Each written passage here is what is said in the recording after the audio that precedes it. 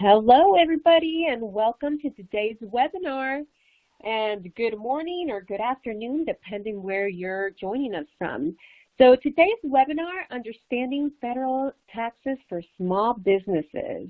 We're glad you joined us today. My name is Priscilla Moore, and I am a Public Affairs Specialist with the Tax Outreach Partnership and Education branch of the Internal Revenue Service. I will be your moderator for today's webinar, which is slated for approximately 90 continuous minutes. Before we begin, if there is anyone in the audience that is with the media, please send an email to the address on the slide. Be sure to include your contact information and the news publication you're with. Our media relations and stakeholder liaison staff will assist you and answer any questions you may have. As a reminder, this webinar will be recorded for future viewing. If you are just joining, I want to quickly mention some virtual webinar housekeeping items. So the first one is closed captioning is available for today's presentation and will be available throughout the webinar. Secondly, you can download several documents by clicking on the material drop-down arrow on the left side of your screen. We've included technical help documents along with a copy of today's PowerPoint and other resources. Lastly, if you have a topic-specific question today, please submit it by clicking the Ask Question drop-down arrow to reveal the text box. Type your question in the text box and click Send. Please do not enter any sensitive or taxpayer-specific information. Now that we concluded our administrative items, we can move along with our session. Again, welcome to today's webinar. In support of National Small Business Week, the IRS presents Understanding Federal Taxes for Small Businesses. Thank you for joining us for this special webinar in recognition of National Small Business Week.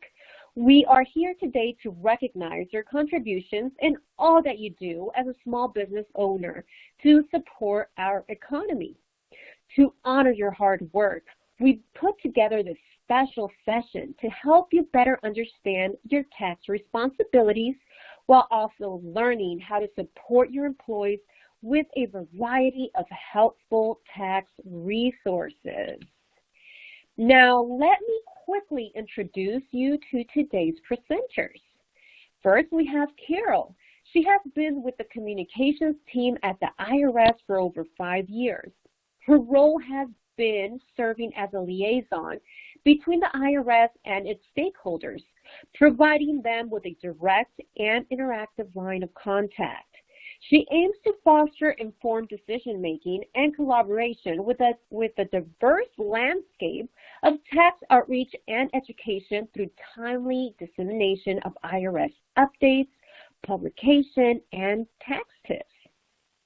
Now we have Daniel Weber. He is a public affairs specialist with the Tax Outreach Partnership and Education branch of IRS. He has served as a public servant with the Department of the Treasury for 11 years. Prior to joining the TOE branch, he worked in the Wage and Investment Division in the same role. Now, I'm going to hand it over to our first speaker of the day, Carol C. The time is yours. Thank you, Priscilla, and welcome everyone.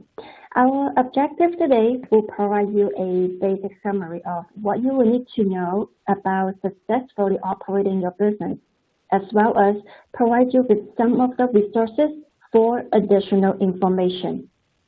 Specifically, we'll explain the purpose of the employer identification number, describe basic record-keeping requirements for tax purposes, define basic bookkeeping, explain the forms of business organizations, and suggest how to select a paid tax preparer. Before I begin, however, I want to remind everyone that you need to also understand your state and local tax reporting requirements in addition to the federal requirements we'll be describing here today. Now let's start first with the Federal Employer Identification Number, or EIN. And An EIN identifies tax returns filed with the IRS, and as a business owner, you may be required to get an EIN. You will need an EIN if you pay wages, have self-employed retirement plans, operate your business as a partnership or corporation, or if you are required to file any of these tax returns, including employment, exercise, fiduciary, or alcohol, tobacco, and firearms. Your type of business may not be required to obtain an EIN, but you may need an EIN for dealing with other businesses, including banks, that will require you to have an EIN to set up business accounts. The IRS will give you an EIN even if you do not need it for IRS purposes. The fastest and easiest way to get an EIN is online. Just go to irs.gov/EIN or irs.gov and type in EIN. From there, you will find more information, including the application. The EIN assigned will be the Permanent Federal Employer Identification Number for your business. This EIN may be canceled, if the name or Social Security number of the principal officer do not match the Social Security Administration records, or if your business already has an EIN. Now let's discuss record keeping for your business. Record keeping is critical for any business because it's how income, deduction, and credits are substantiated.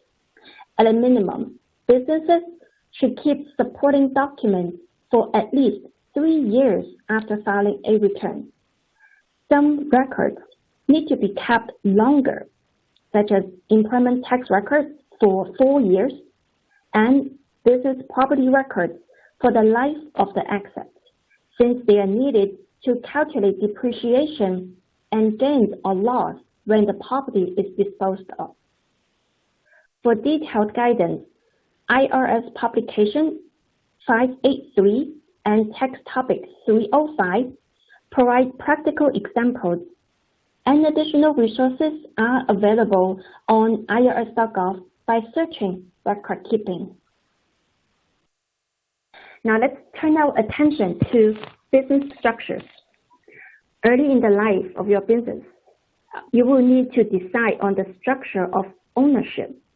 There are 5 common types of business organizations: sole proprietorship, partnership, corporation, S-corporation, and limited liability company. Let's look at the advantages and disadvantages of each. For more information, go to Small Business and Self-Employed Tax Center at irs.gov/smallb and click on the link to Business Structure under the Information section. A sole proprietorship. It is an unincorporated business that one person owns. Advantages of a sole proprietorship are: it is the simplest type of business organization. The sole owner of the business has complete control over all decisions. The sole owner is not required to consult with anyone else to make decisions or changes. Disadvantages of a sole proprietorship are: the business does not exist apart from its owner, and it is the owner who assumes the risks of the business to the extent of all of his or her assets, even if the owner does not use his or her personal assets in the business. Additionally, the ability to finance the business, known as capital, is limited to whatever the owner can come up with, including loans from financial institutions of which the owner is personally responsible. A sole proprietor files his or her taxes using a Schedule C, net profit from business. The Schedule C is included with the Form 1040 to report the profit or loss from operating the business. The sole proprietor also files Schedule SE, self-employment tax, to report the Social Security and medical care taxes on net profits of the current year's threshold. If you or your spouse jointly own and operate an unincorporated business in a non-community property state and share in the profits and losses, you are partners in a partnership and not a sole proprietorship. In this instance, you should not use a Schedule C, but there are exceptions to this. For example, if you and your spouse own and operate an unincorporated business as community property under the community property laws of a state, you can treat the business either as a sole proprietorship or a partnership. There's another exception for qualified joint ventures for spouses. If you and your spouse each materially participate as the only members of a jointly owned and operated business, and you file a joint income tax return for the tax year, you can make a joint election to be treated as a qualified joint venture instead of a partnership.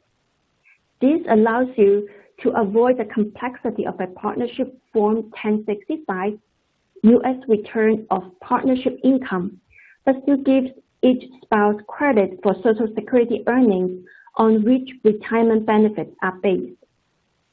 Please take a look at Publication 334, Tax Guide for Small Business. The second type of business organization is a general partnership.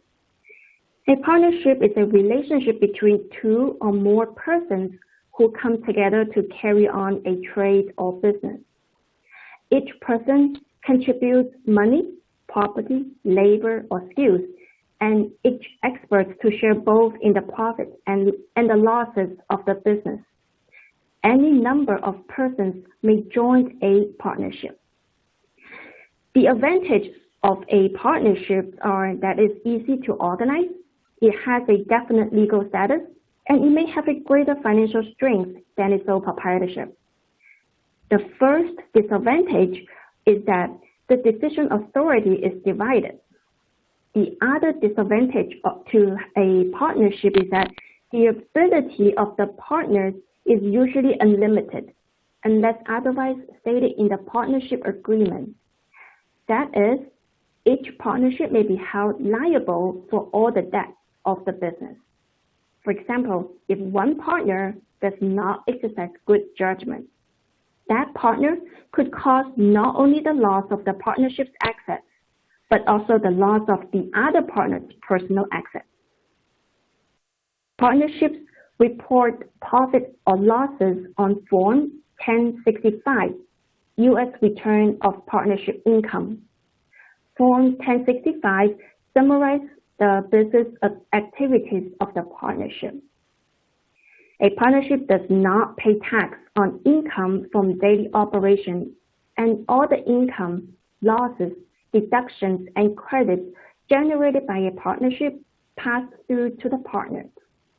Each partner gets a Form 1065, Schedule K1, partner's share of income, deduction, credits, and such, and the partners report these items on their personal income tax returns.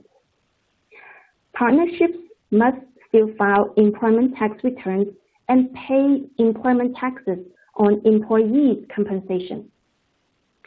If you would like to know more about the partnerships, please take a look at IRS Publication 541, Partnerships, as well as the instructions to Form 1065 and 1040.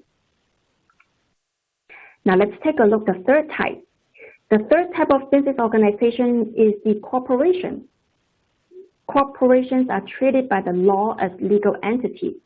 That is, the corporation has a life separate from its owners and has rights and duties of its own.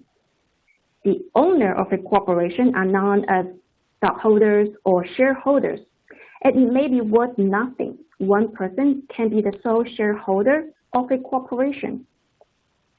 Managers of a corporation may or may not be shareholders. Forming a corporation involves the transfer of money or property or both by the prospective shareholders in exchange for capital stock in the corporation. For purposes of federal income tax, corporations include associations, joint stock companies, and trusts, as well as partnerships that operate as associations or corporations. But let's cover the disadvantage and advantage of a corporation. The advantages of a corporation are that the stockholders have limited liability for corporate debt and actions. Transfer ownership is easy, stock can be sold, and raising capital in expanding the business may be easier. The disadvantages are the corporation is subject to tax on its income at the corporate level, and when the income is distributed as dividends, that income is taxed again at the shareholder level.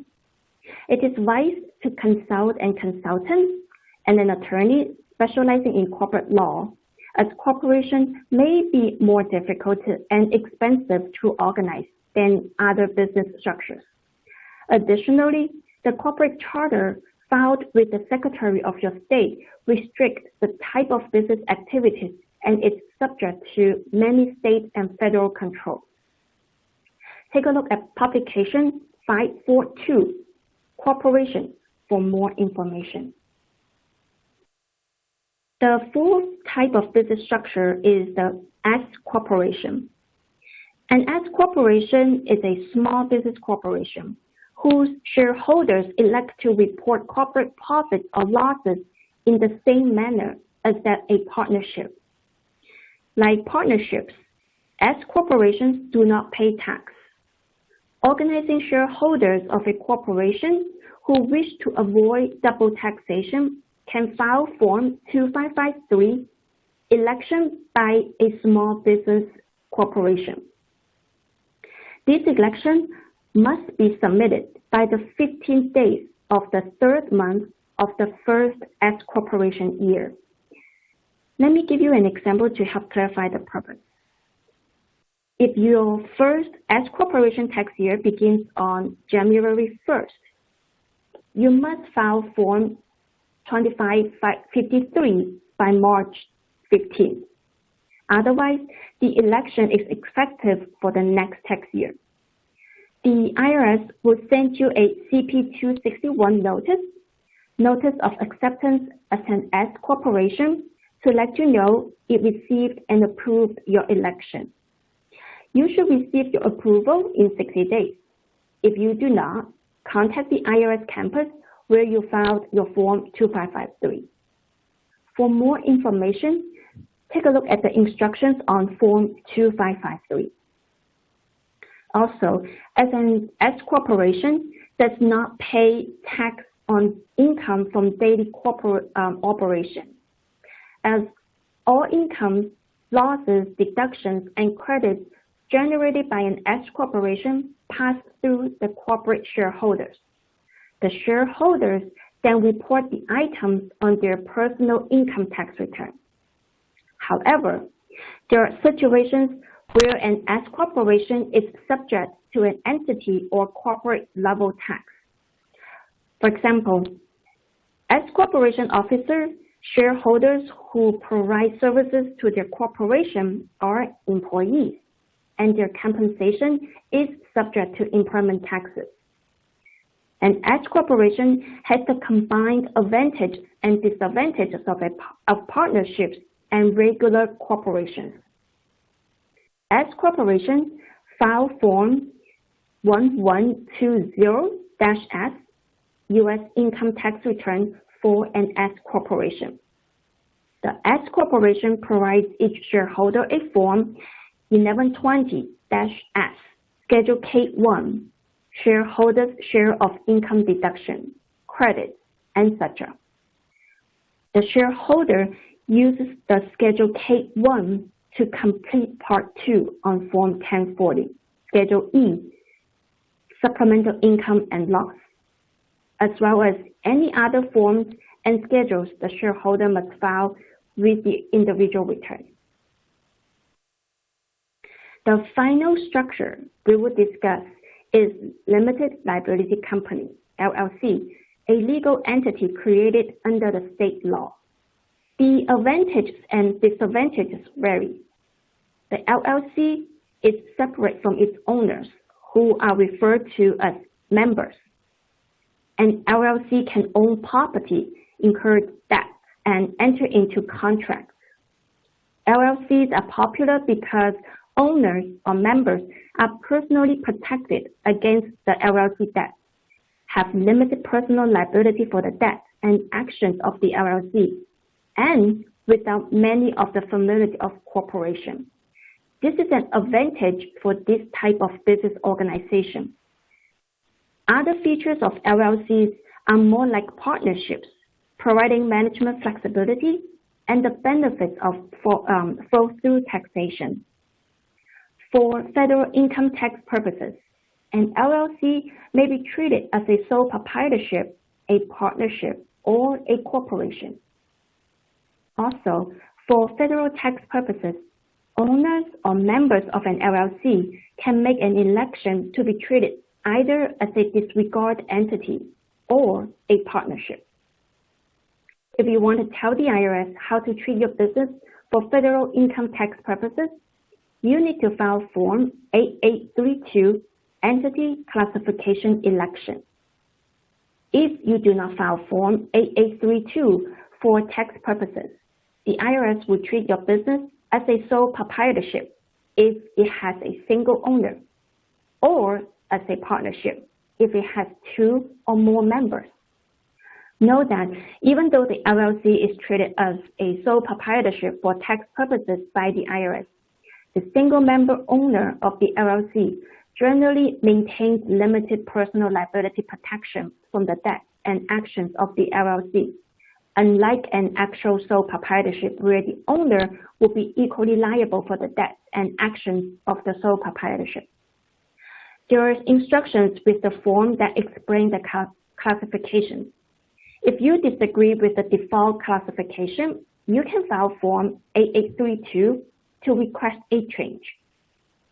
Okay, I will now take a pause and hand it back over to Priscilla for a quick pause check. Great. Thank you so much, Carol, for that.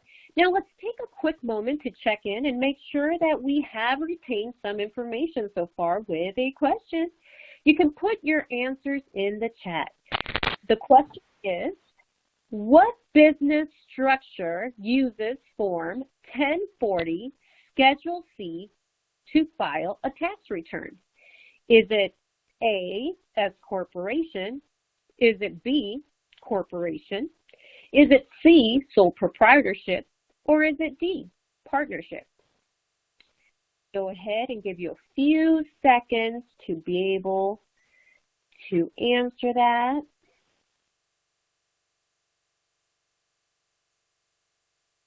All right, time is up.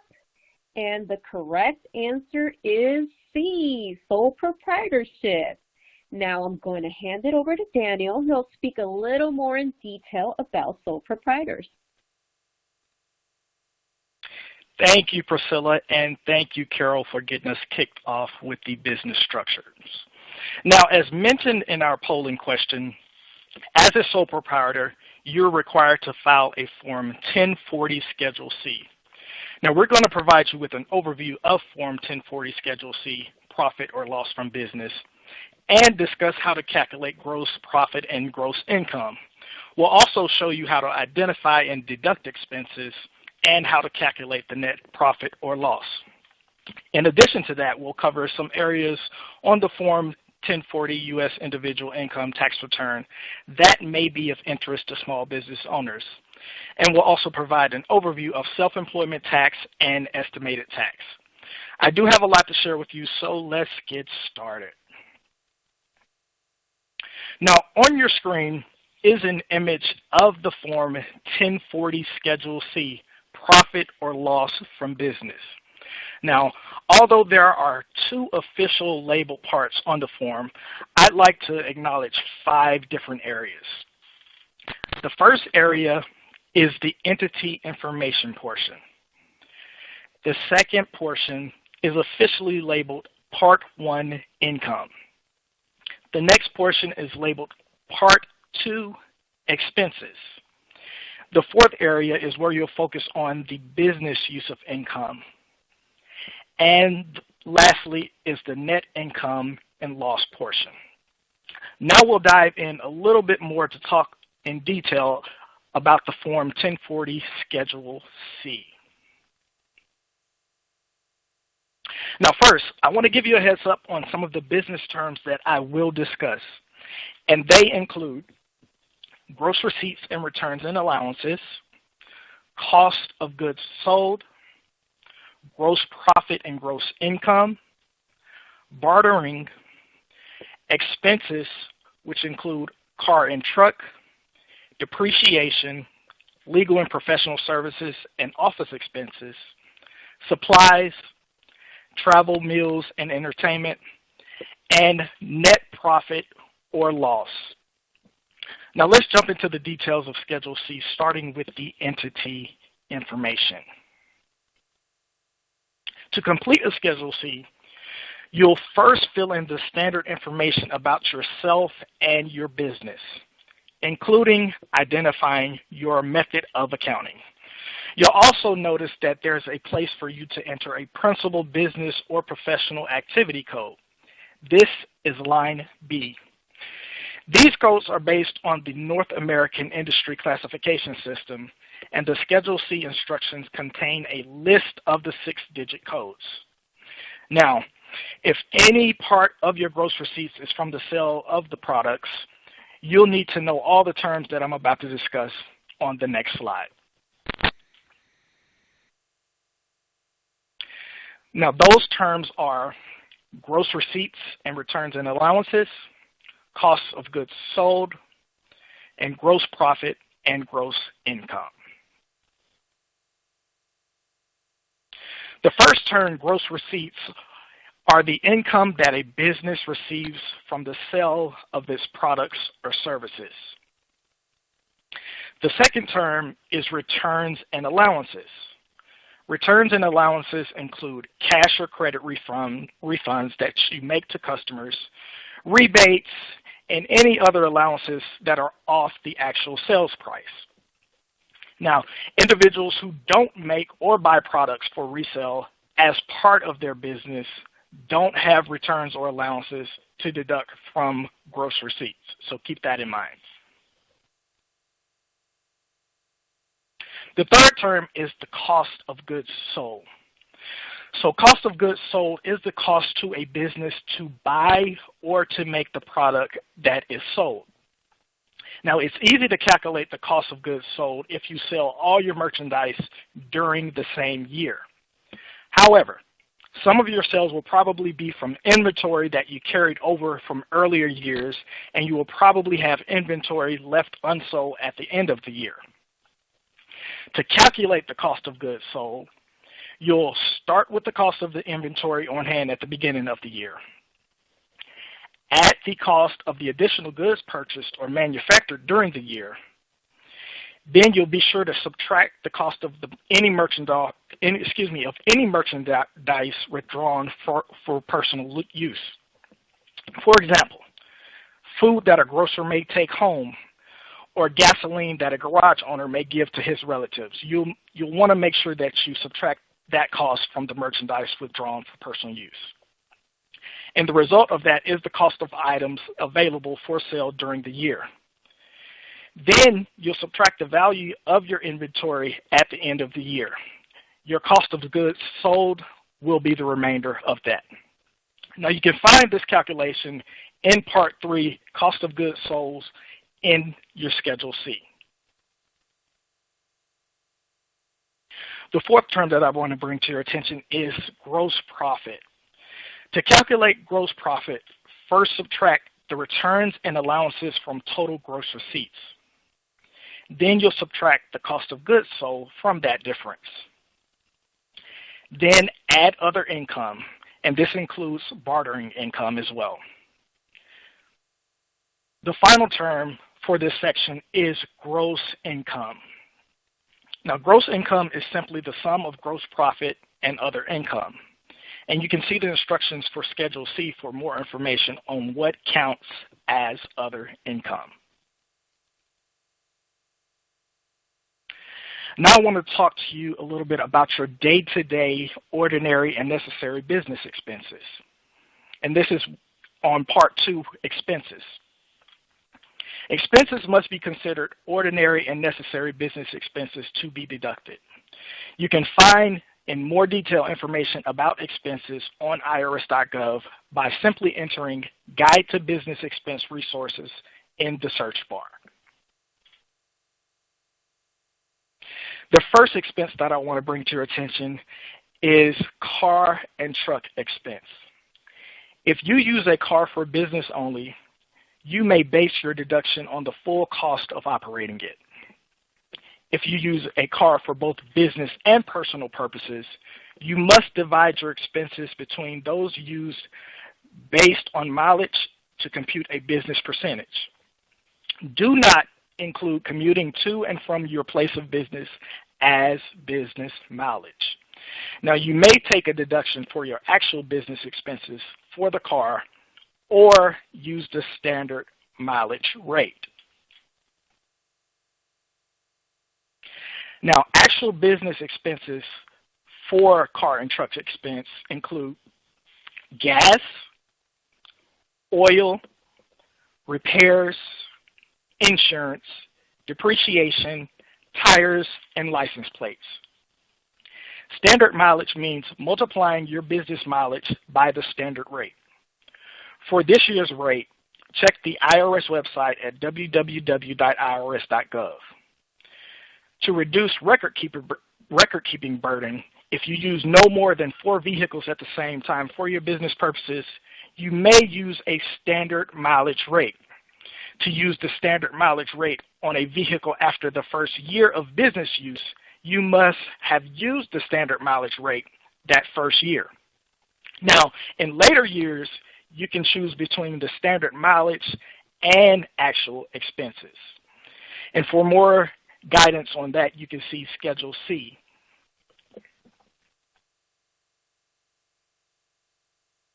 Now, last year, the standard mileage rates for the use of a car, which includes vans, pickups, or panel trucks, it was 70 cents per mile for all miles of business use. This year, beginning in 2026, January of 2026, the standard mileage rates for the use of a car, which includes vans, pickups, and panel trucks, has increased to 72.5 cents per mile for all miles of business use. Now, these rates apply to electric and hybrid electric automobiles, as well as gasoline and diesel-powered vehicles. Now, speaking of the business standard mileage rate, let's talk about the gig economy. Now, the gig economy is considered taxable. And if you earn income as a rideshare driver, rental host, or online seller, then your business is part of the gig economy.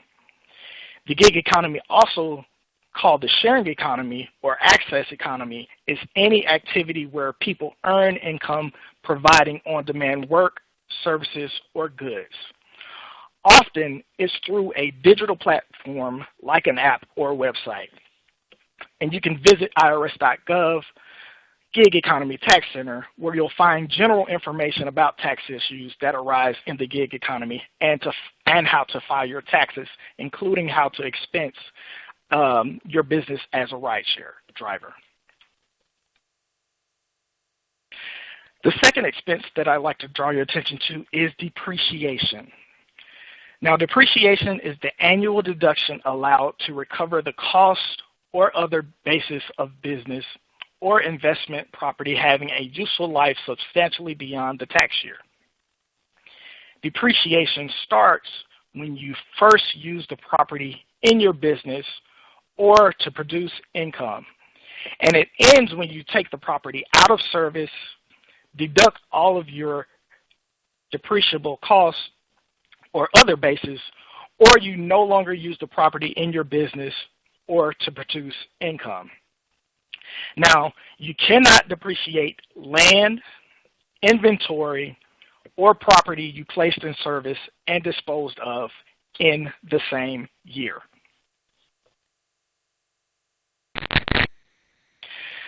The third and fourth expenses are those for legal and professional services and office expense.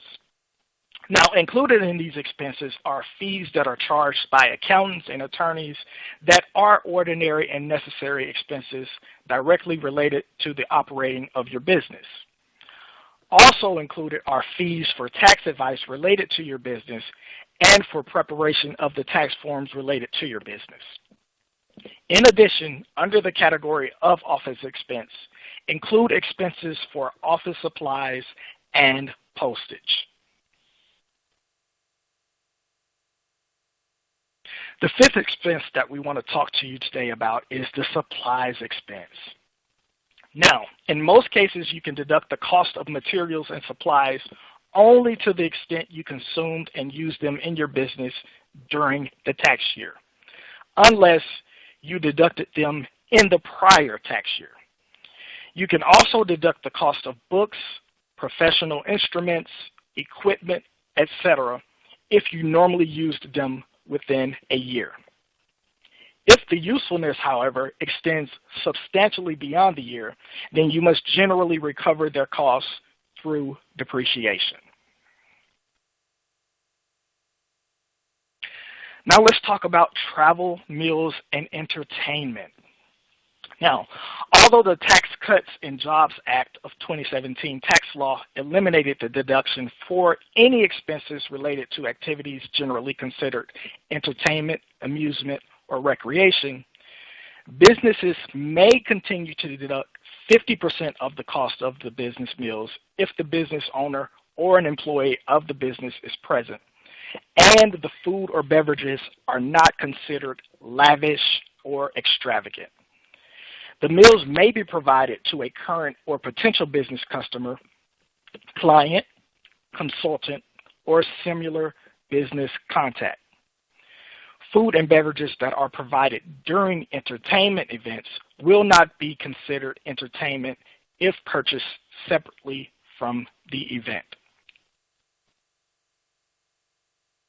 Now, for the travel part of travel and meals, you'll enter your expenses for lodging and transportation connected with overnight travel for business while away from your tax home. The term tax home refers to your main place of business regardless of where you maintain your family home. For the meals expenses, you'll enter your total deductible business meal expenses. This includes expenses for meals while traveling away from home, for business, and for meals that are business related. Business meal expenses are deductible only if they are directly related to or associated with the active conduct of your trade or business. They're not lavish or extravagant and incurred while you or your employee is present at the meal. Furthermore, instead of basing your deduction on the annual cost of your meals, on the actual cost of your meals while on business travel away from home, you can use the standard meal allowance for your daily meals and incidental expenses. Now, under this method, you deduct a specified amount, depending on where you travel, instead of keeping records of your actual meals and expenses. And for more information on travel, meal, and entertainment expenses, IRS Publication 463, Travel, Gift, and Card Expenses is a good resource to look at. Priscilla, is it time for another pulse check? Yes, it is. Thank you, Daniel. Now let's take a quick moment to check in and make sure that we have retained some information so far with another question. Now remember to put your answers on the test. The question is, which of the following are considered business expenses? Is it A, car and truck? Is it B, office expenses? Is it C, travel and meals? Or is it D, all of the above? I'll give you a quick 5 seconds to be able to come up with an answer.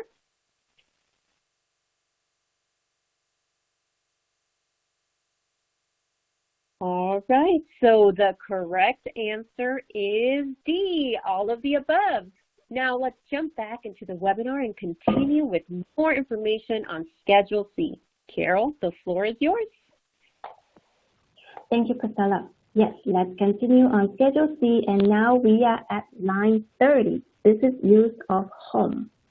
Whether you are self-employed or a partner, you may be able to deduct certain expenses for the part of your home that you use for business. To deduct expenses for business use of the home, you must use part of your home as one of the following. You must use your home exclusively on a regular basis as the principal place of business for your trade or business. Exclusively on a regular basis as a place where you meet or deal with your patients, clients, or customers in the normal course of your trade or business. It's a separate structure that's not attached to your home, used exclusively on a regular basis in connection with your trade or business. It's on a regular basis for storage of inventory or product samples used in your trade or business of selling products at a retail or wholesale, as long as your home is the sole fixed location of such trade or business, and also includes for rental use or as a daycare facility. If the exclusive use requirements apply, you cannot deduct business expenses for any part of your home that you use both for personal and business purposes. For example, if you are an attorney and use the den of your home to write legal briefs and for personal purposes, you may not deduct any business use of your home expenses. Further, under the principal place of business test, you must determine that your home is the principal place for your trade or business after considering where you perform your most important business activities and where you spend most of your business activity time in order to deduct expenses for the business use of your home.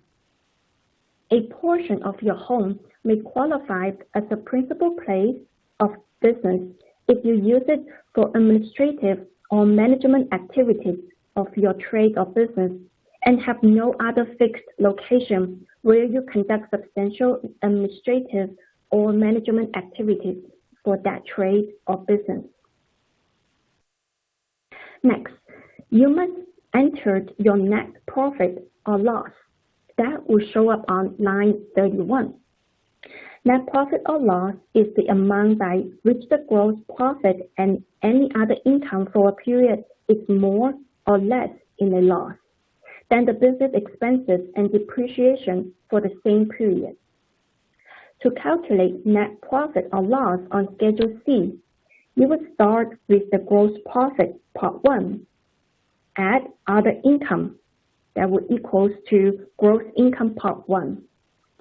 Then subtract the total expenses for the business on Part 2.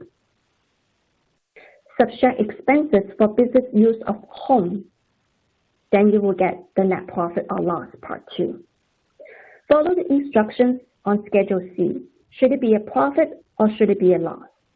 You will report this profit or loss on Schedule 1 on your 1040, 1040SR, and on Schedule SE.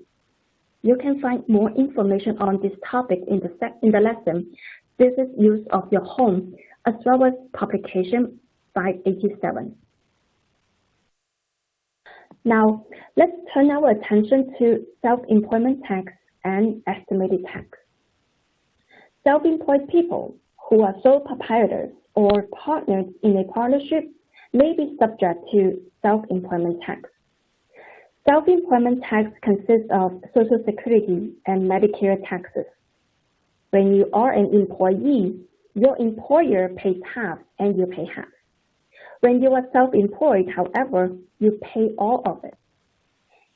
If your net profit from self-employment is $400 or more, then you must file Form 1040, Schedule SE, self-employment tax. The IRS urges all employees, including those with other sources of income, such as self-employment, to check their withholding. This will help you avoid an unexpected year-end tax bill and possibly a penalty in the future. The easiest way to do this is to use the tax withholding estimator on irs.gov. When you are self-employed, federal taxes aren't automatically withheld, so you may need to make estimated payments during the year. These payments apply to both income tax and self-employment tax and help to avoid a large balance due when you file your return. Form 1040-ES and Publication 505, Tax Withholding and Estimated Tax, provide tools and examples to help you determine whether estimated payments are required. Generally, if you expect to owe $1,000 or more, if you also have wages, adjusting your W-4 may help reduce or eliminate estimated payments.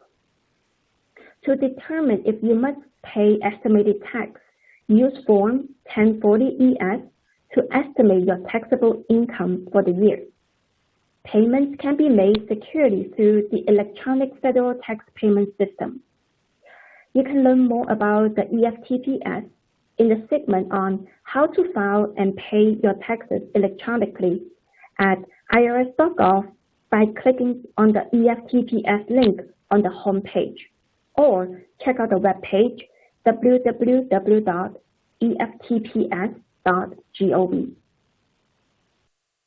Each year, the combined amount of wages, tips, and net earnings subject to Social Security withholdings change. You do not have to withhold any more Social Security taxes once that combination reaches that limit. This is known as the wage-based limit, and this limit is published annually in the IRS Publication 15. If you receive wages in addition to your self-employed income, then subtract those wages from the maximum to calculate how much self-employment income is subject to taxes. If you have income subject to self-employment tax, you calculate the self-employment tax on Schedule SE.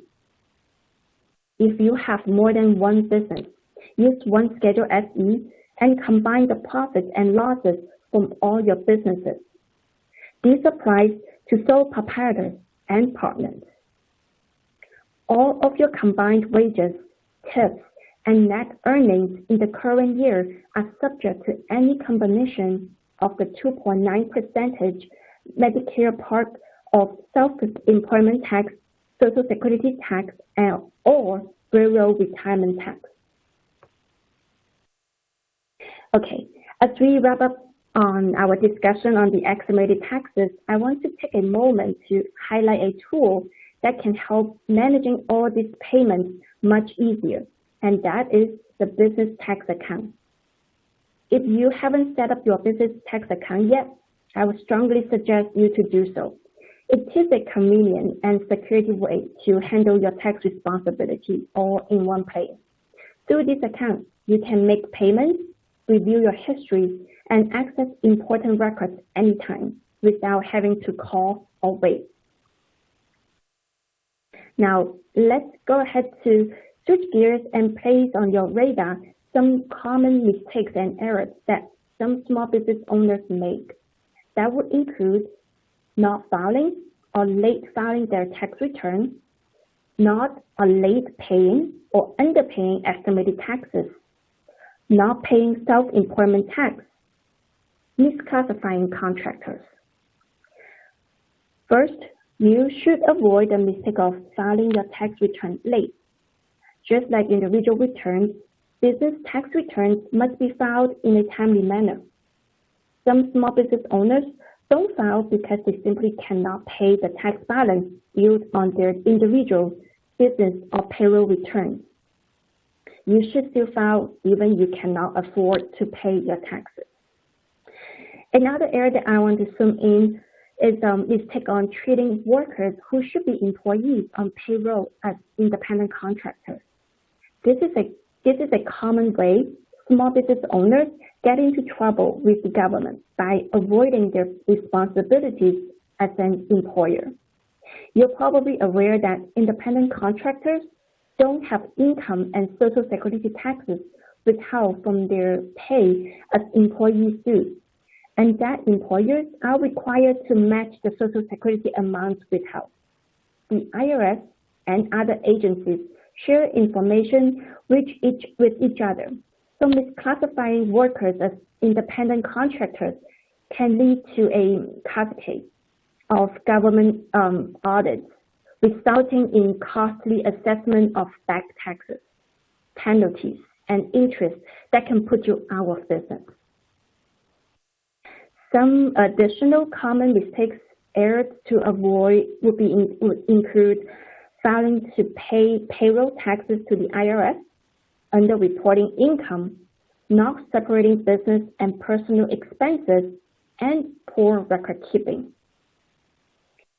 Many small business employers make the unwise choice of not depositing withheld income and Social Security taxes from their employees. Business owners with employees are expected to deposit taxes they withheld from their pay, plus the matching employer's share through electronic fund transfers. And if those taxes are not deposited correctly and on time, the business owner may be charged a penalty. We call the employment taxes withheld from employees trust fund taxes. The government has broad collection powers for trust fund employment taxes, including holding responsible parties personally responsible for payment. And finally, on the topic of keeping records, the last common mistake made by small business owners, and probably the most important one, is poor record keeping. A small business owner is often so busy wearing different hats while running his or her business that record keeping gets neglected. So, keeping good record is very important to your business and can be chaos if you do not. If you cannot financially justify using a professional bookkeeper or accountant, you should. If you cannot, there are good accounting software that connect your business bank accounts, allowing you easily record and categorize your income and expenses. Lastly, if you do decide to use a paid preparer, remember, you are still legally responsible for the information on your own tax return. So let's review a couple key points you need to be aware of. First, avoid preparers who claim they can obtain larger refunds than others. Second, avoid those who base their fees on the amount of your return. Also, avoid paid preparers who won't sign the tax return or will not give you a copy of your record. Fourth, never sign a blank tax return and never sign a completed form without reviewing it and making sure that you understand the return. Finally, consider whether the preparer will still be available to answer questions about the return for months or even years after the return is filed. The IRS now has a registration and certification process for preparers. To ensure that you are working with an honest and reputable preparer, make sure that the pay preparer has a valid IRS preparer tax identification number, also known as an PTIN. All preparers, regardless of their professional designation, must have a valid PTIN.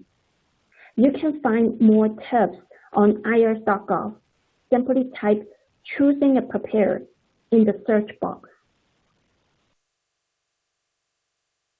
Now, we'll turn the screen to the next one, which is a sequential map of the topics and resources that we have available for a small business.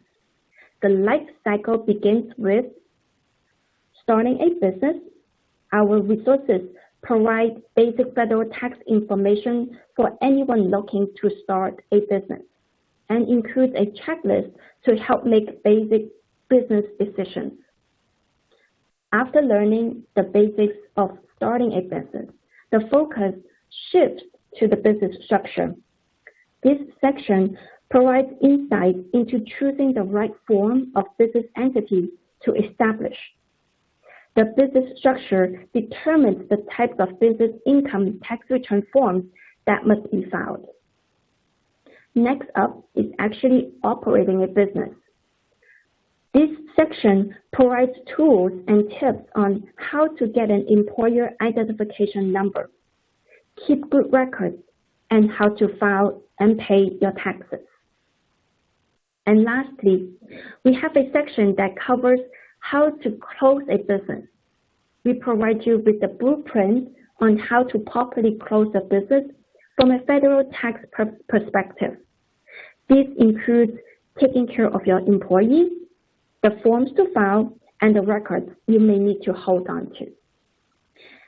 Okay, now I'm going to turn it over to Daniel on sharing more safeguarding your business information tips. Daniel. Thank you, Carol. Now that we've covered those essentials, let's talk about some tips and resources for small businesses, particularly some best practices, including protecting your business and customers against fraudulent activity. Now, small businesses should safeguard customer data by setting security software to update automatically, by backing up important files, by requiring strong passwords for all devices. Also, they should encrypt their devices. And lastly, they should use multi-factor authentication. Now, businesses should also remain vigilant to tax-related phishing email scams, which can often be cleverly written to fool employees into opening harmful embedded links or attachments. Businesses and consumers are encouraged to send any IRS-related scams to phishing@irs.gov. Again, that is phishing starting with a PH at irs.gov. All employers should also remain vigilant regarding their Form W-2 theft schemes. Now, while tax scams evolve and they change over time, in the most common versions, a thief poses as a high-ranking company executive who emails payroll employees and asks for a list of the employees and their W-2s, which, as we know, contain sensitive tax and financial data. So, be mindful of that and take those precautions when trying to safeguard your business. Now, as we have repeatedly advised to you, we have all the resources for you on irs.gov to help you become tax confident when it comes to your small business needs. The IRS Small Business Self-Employed Tax Center is a great hub for the small business community, along with the IRS YouTube Small Business Channel, IRS e-News for Small Business newsletter, and the IRS Small Business Publications. Now, if you take a look on your screen, you'll see a screenshot of the Small Business and Self-Employed Tax Center. The Small Business and Self-Employed Tax Center hub houses everything from information about the different business structures to general business topics. To date, one of the most hot topics for small business is the gig economy. And as you can see on your screen, when you select the gig economy link, it provides everything that you need, from explaining in detail what the gig economy is to the necessary steps that you should take as a gig worker when keeping records and filing your tax return. Now, the IRS also offers webinars for small businesses, such as this one that you're attending today.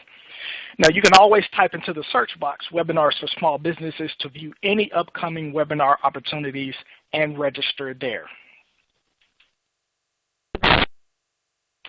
Now, if you're a YouTube fanatic like myself and you're a visual learner, then the IRS YouTube page may be more helpful for you. It houses videos on topics such as the 5 things to know about the employer identification number, qualified business income deduction, and your taxes in the sharing economy. You can also sign up to receive IRS e-news for small businesses. It's a free email service and provides subscribers with important upcoming tax dates for small business self-employed customers. It also gives you updates on the IRS website that relate to the small business community, and reminders and tips to assist small business self-employed individuals with tax compliance. Another great modern tool to stay up to date is to follow us at the IRS on social media. You can do it via the IRS To Go mobile app, X, YouTube, Facebook, Instagram, and more. Now, we know that we've discussed a lot of valuable information for you today, and we hope that you're able to share some of this information with your small business communities. Now, to wrap it all up, Publication 5801 is a good tangible resource to print, share, and distribute throughout your small business communities. It houses everything that you need and all the resources that we talked about today. So with that being said, I'm going to hand the mic back over to Priscilla for our Q&A session. Great. Thank you so much, Carol and Daniel. What an amazing job by this presentation team. So hello again, it's me, Priscilla, and I'll be moderating the question and answer session. Now, before we start, I want to thank everyone for attending and staying engaged during today's presentation, Understanding Federal Taxes for Small Businesses. If you have not input your questions, there's still time. Go ahead and click on the drop-down arrow next to Ask Question field, type in your question, and click Send. Now, we have our subject matter expert, Al Page, here today to answer some questions. Now, let me tell you a little bit of Al. He is responsible for doing outreach messaging and presentations to industry association and tax pro partners regarding resources, guidance, authoritative information available at IRS. During the first 13 of his 17-year total with IRS, he has served as a tax law specialist in exempt organizations. He is also classified as a subject matter expert in tax-exempt organizations, specifically the 501c7 and unrelated business income tax. Al has also prepared a training manual for change in accounting method and change in accounting periods for exempt organizations. Al has helped create many of the phone forums for the exempt organization, tax pro community, and revenue field agents. He has also served as a full-time and adjunct accounting and paralegal professor for over 27 years at various colleges in Maryland. He has also served in various accounting and tax management and executive positions in nonprofit and private financial industries. Al is a CPA with the state of Maryland and litigated a variety of legal and tax issues. He has a JD and Master's of Science in Finance from the University of Baltimore and a Bachelor's in Accounting from Towson University. Now let's jump right in so we can get as many questions as time allows. Well, hello, Al, and let me go ahead and try to look for the first question here. Let me look. Okay, good afternoon. Hi, I'm so happy you're here. Now, I'm seeing here the first question, Al, and it's asking, are there any tax credits or incentives available for small businesses or self-employed individuals? Yes. There's some general business credits available for small businesses. And I encourage you, and we already talked about it, to go to the Small Business Self-Employed Tax Center and you'll see a description of the of various business credits, general business credits available to you. For instance, like one of you can certain assets that are used in the business, you can fully depreciate that. You don't have to do a schedule, and you can depreciate that. So there's a lot of available opportunities and advantages for small businesses that are available to you through IRS. Great, great. Thank you so much for that answer. Now, let's see. We have another question here that popped up, and it says, is it common for people to do freelance work without receiving a 1099 NEC when they file their personal tax return? Well, yeah. If you're doing freelance work for an individual, they're not going to give you a 1099 NEC. So basically, form businesses should be giving you a 1099 NEC for any freelance work that you're doing for them or consulting work that you're doing for them. But individuals will not. For instance, like if I was doing legal work or some CPA work for a personal and for an individual, they're not going to give me a 1099 for the work that I've done for them. So it's going to be dependent on your record keeping to pick up those expenses that you're not going to get. Pick up those incomes that you're not going to receive a 1099 for. Okay, great answer. Thank you so much. Now let's see here. We have another one. Okay. Do I need to pay estimated taxes, and how do I know how much to pay each quarter? Okay, the estimated taxes is going to be based on your quarterly income for that particular quarter. So it's going to be based on your record keeping. And again, there's a lot of information on IRS.gov and at the Small Business and Self-Employed Tax Center about paying your estimated taxes. And I also encourage you to get with a credential tax preparer to assist you in that area. Okay, great. Thank you very much, Al. Let's see, here's another one. What tax responsibilities do I have if I hire my first employee or contractor?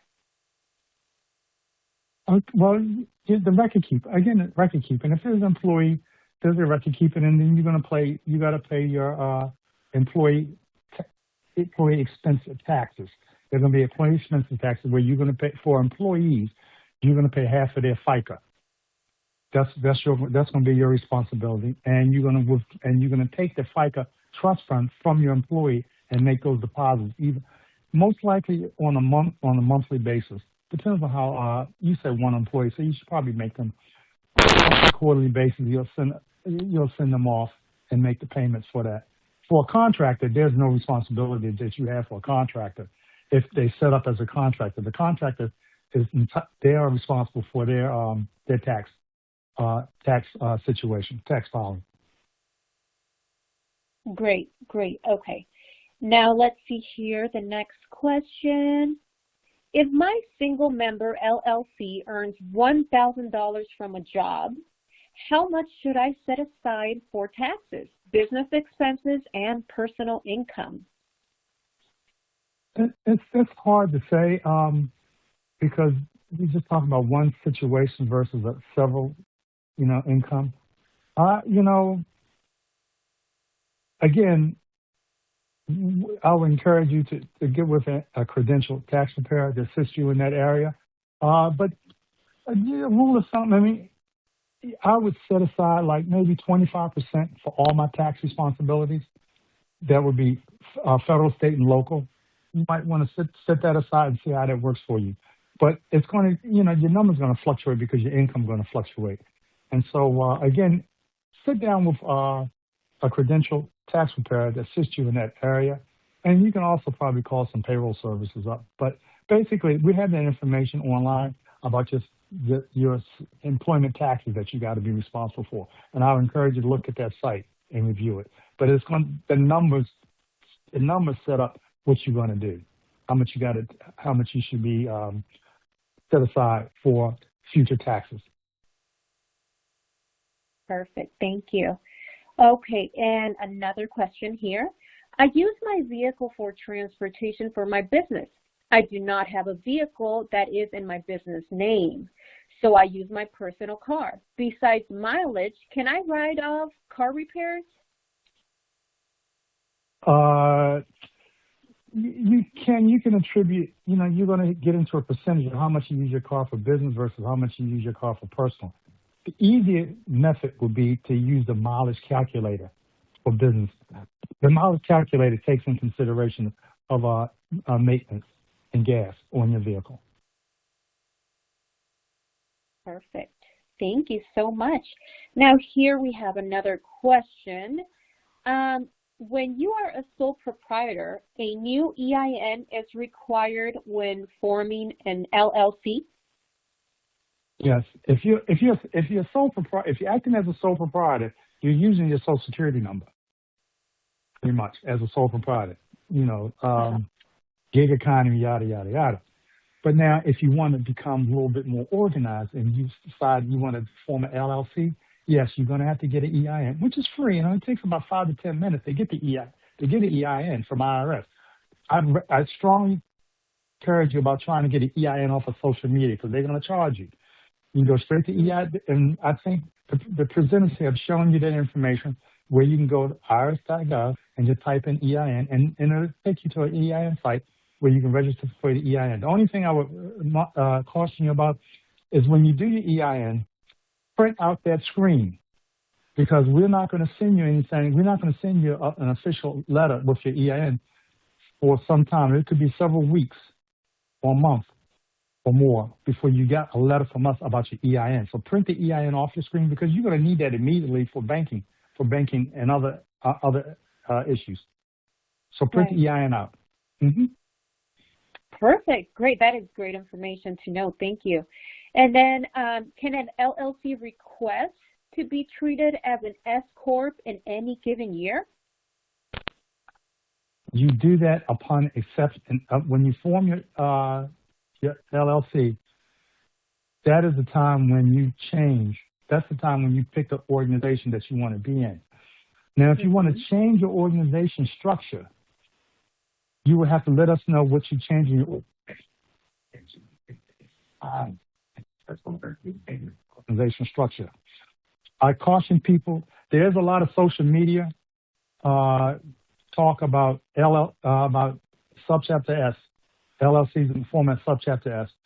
And the reason for this is that a Subchapter S avoids payroll, avoids income taxes because you do a K1. The K1 flows to a Schedule E where you will be taxed on that, but not at income tax rate. However, when you do a Schedule C and you report that, if you are the owner of the Schedule C, we'll be looking for income, a salary. So if you're working for your Schedule C, and you don't have any salary coming out, there's going to be you could face an examination on why you're not having a salary for that. So I'll be cautious about doing a Subchapter S. Again, the whole reason for that is to try to avoid income tax. But that's something that you got to be cautious about because when you avoid income tax, you don't want an income tax. That's where your Social Security and Medicare is calculated on. So if you don't pay any income tax or you reduce the minimum, you're reducing your Social Security income for later years. It's a minimum. Here, I would tell you to talk to an investment advisor on how to handle that situation. Great. Yeah, I completely agree. Thank you very much. Now, if an LLC wants to elect to be an S Corp, does it need to file both Form 8832 and Form 2553? Yeah, I think so. You got to, because you got to let us know. You got to do it. You got to go in and do a change of entity, a change of business structure. So you got to file those forms and let us know that that's what's going on. And you're gonna close out the year. You're gonna file a form where you close out the current business structure, and then you're gonna start a new year for the new business structure. So you're gonna have to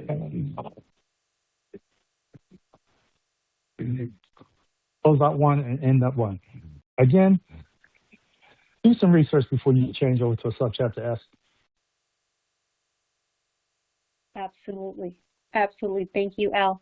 And we have this following question. It seems like it's a two-part question.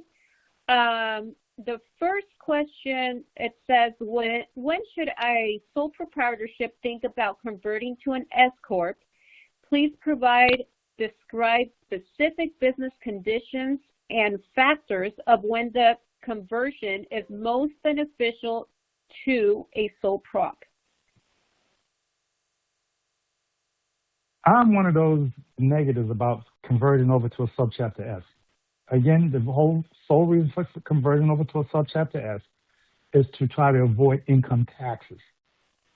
And you do a K-1, Schedule E. Subchapter S is going to require more accounting, more record keeping, and it's going to require more engagement from a tax professional to do a subchapter S.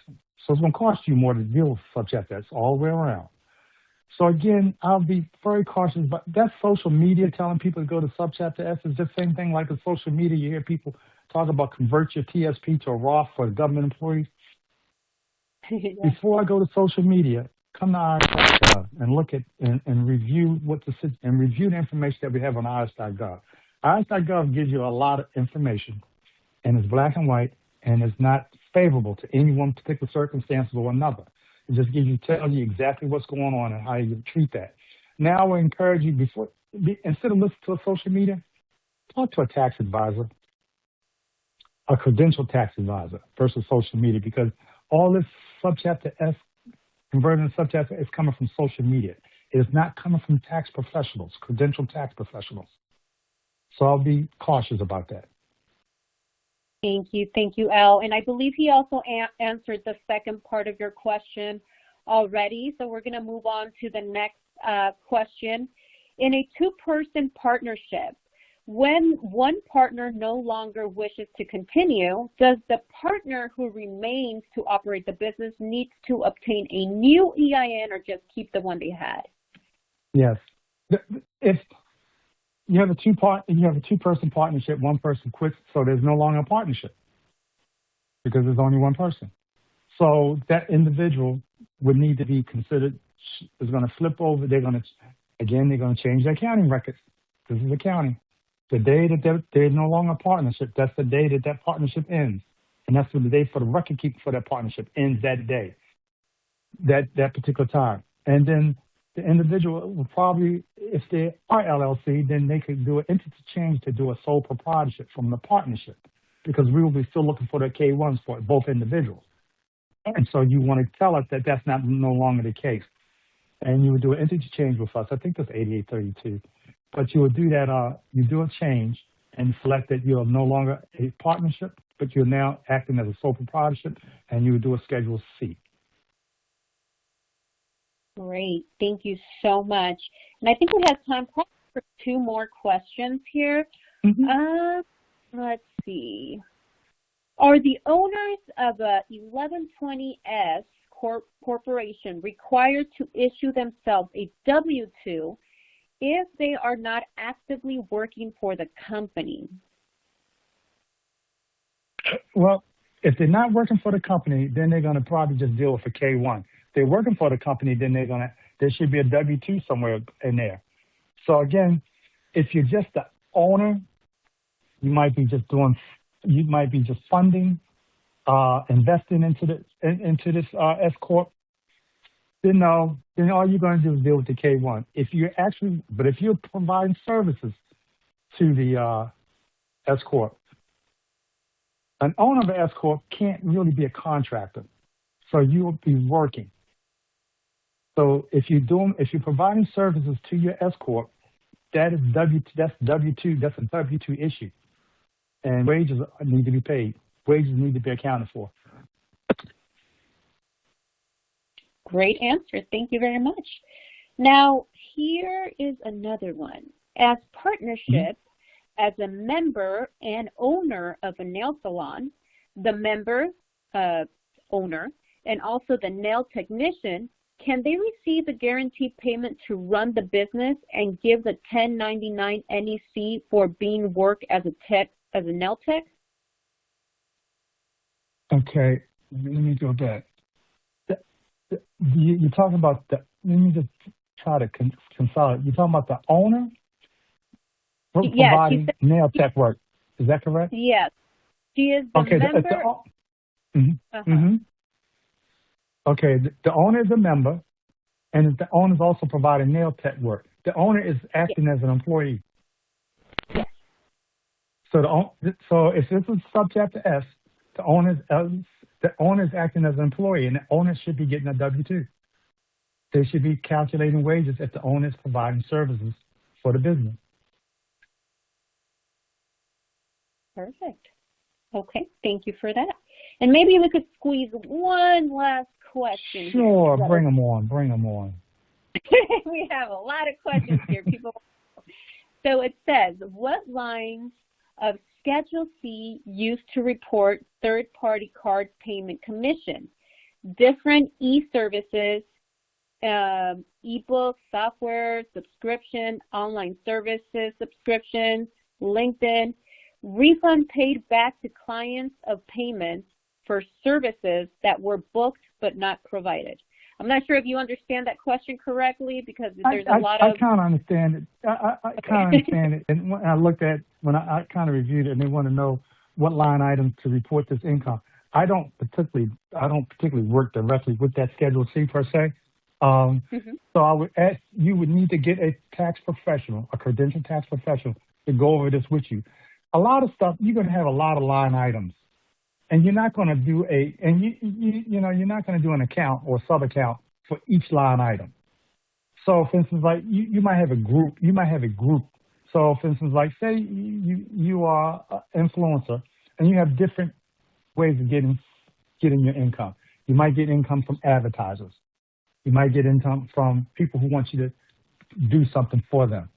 You're going to set up so like if you advertise, you're gonna have an account called advertisers, where you get income from advertising. So all the money that you get from advertising is gonna go there. You'll do a direct entry for every line item for every person that gives you. So if I come in there, I can see X amount of dollars from A, X amount of dollars from B, X amount of dollars from C. I can see that from coming there. And then you have another chart sub account where you might be doing consulting work for a project. That's going to be a whole category. So you're not going to put a sub account for each item. You're going to make a sub account for a grouping, and and each item should be listed. Every time you get income, it should be individually listed into your accounting records. I love it. Thank you very much. And, Al, I am loving your answers so much, and your wisdom and your knowledge and everything that you take one more question just for... I can take a couple of more. Bring them. Okay. What kind of records... Put me back in the classroom. Okay. What kind of records do I need to keep to verify my business miles? What if I drive for Uber? Well, if you drive an Uber, I don't know how Uber works, okay, first of all. But if you're using your car for Uber, I'm thinking Uber's going to compensate you for that. I'm not sure. If Uber does not compensate you for the mileage, then what you do is just record the mileage as you work. You start out, record your mileage. You could record the mileage for each individual trip. But if you're out in the car riding around, so if you're going from A to B to pick up somebody, that transportation from A to B is still a part of your mileage. You're still working. So even if you don't have anybody in the car and you're going to pick somebody up, that's still business expense because you're going to pick somebody up from where the last person you dropped off. The only mileage would not be from you leaving your home to the first person you pick up. That is not a business mile. From your home to the first person you pick up. But from that first person you pick up to the next person you pick up, all those are business expenses. So you record your business expense, and you just document. You just document your business expense. You document your business mileage. Every day you should document them. And then at the end of the week, do your calculation. I completely agree. Thank you so much, Al. And audience, I'm sorry, but that's all the time we have for your questions. And I want to thank our subject matter expert again, Mr. Al Page, for answering your questions and sharing his knowledge and expertise, as well as Carol Daniel for such a comprehensive presentation. Now, before we close the Q&A session, Daniel, what are the key points that you would like the attendees to remember for today's webinar? Hey, Priscilla, thank you so much. And thank you, Al, again, for that Q&A session. Hopefully we've learned a lot from that. Now, Priscilla, before we wrap up, I do want to highlight a few key takeaways. The first one is business structures drive your tax reality. So sole proprietorships, partnerships, LLCs, and corporations are taxed differently. Your structure affects self-employment taxes, liability, deductions, and payroll rules. Understanding your tax obligations for your business structure is important, and that's something that Al repeatedly alluded to. The next one is you must track and report all of your income. The IRS receives copies of your 1099 NEC, 1099-K, and 1099 miscellaneous forms that are issued to you. Digital payments, which include PayPal, Venmo Business, Stripe, Square, they're all increasingly reported. Any unreported income is one of the fastest ways to trigger the IRS's attention. Next, deductions can be powerful if you document them.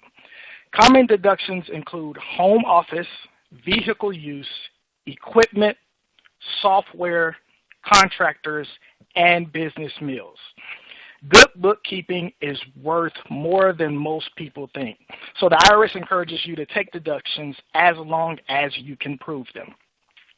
The next one is that quarterly estimated taxes are not optional. So missing payments leads to penalties even if you pay in full at the end of the year. This is one of the most common small business mistakes, so please make sure that you're staying on top of your quarterly estimated taxes. Another one is keeping business and personal finances separate. So separate accounts make deductions cleaner and they protect you legally. Commingling any funds can undermine your business structure and complicate any audits that may arise. And last but not least, tax planning beats tax reacting. Al mentioned this quite a bit in the Q&A section. Meeting with a tax professional before the year ends is far more valuable than only meeting when it's time to file. So many tax saving strategies only work if they're set up in advance. Priscilla, back to you. Great. Thank you, Daniel, for those key points. And we encourage all small businesses here today to explore irs.gov/businesses. You can bookmark it and use it regularly and take advantage of the guidance and tools it provides. Staying informed can save you time, save you money, and even stress. Now, audience, watch out for announcements on future webinars. To register for any upcoming webinar, please visit irs.gov, keyword webinars, and select the webinars for small businesses. We invite you to visit the IRS YouTube page at www.youtube.com/IRS videos for other key video messaging. To access recorded versions of our webinar, click the SL Webinar Playlist link on the slide handout or contact your local SL or the web conference team to receive the link. Another big thank you to our presenters for a great webinar and questions and answers. I also want to thank you, our attendees, for attending today's webinar, Understanding Federal Taxes for Small Business. Now, before you exit, we would appreciate it if you would take a few minutes of your time to complete a short evaluation. If you'd like to have more sessions like this one, let us know. If you have thoughts on how we can make them better, also let us know.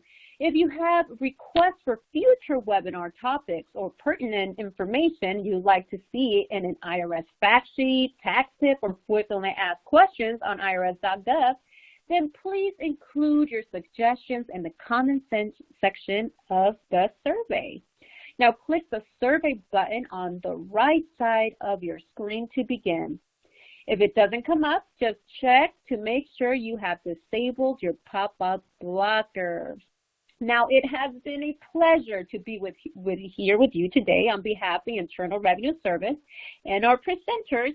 We would like to thank you for attending today's webinar to learn all about the resources and tools. We look forward to seeing you next time in future webinars, and it is important for the IRS to stay connected with the small businesses, the tax professional community, individual taxpayers, and industry associations. You make our job a lot easier by sharing the information that allows for proper tax reporting. Thank you again for your time and attendance, and we hope you find the information helpful. You may now exit the webinar. Have a great evening.